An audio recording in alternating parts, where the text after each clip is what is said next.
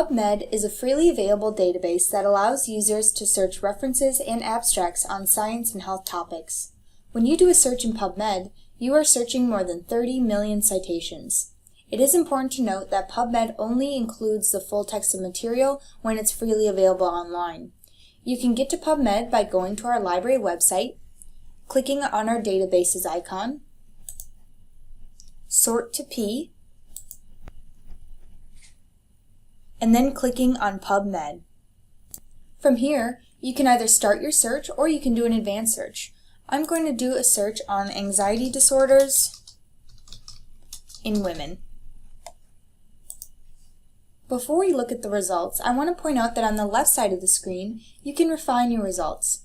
You can limit to article types. If you click on the Customize link, you'll see all of the different article types you can limit to. You can limit to text availability, but I wouldn't limit to full text because you can always check to see if the UHV library has the full text. If we don't have the full text, we can get the article for you through interlibrary loan. You can also limit to publication date, and you can show additional filters to see the other limiters available.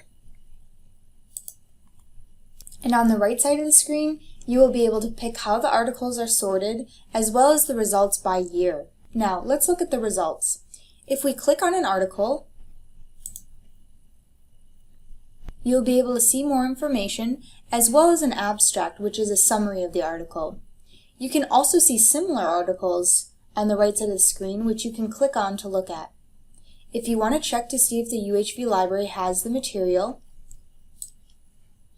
you can copy the title, go to our home page, and paste the article title into one search.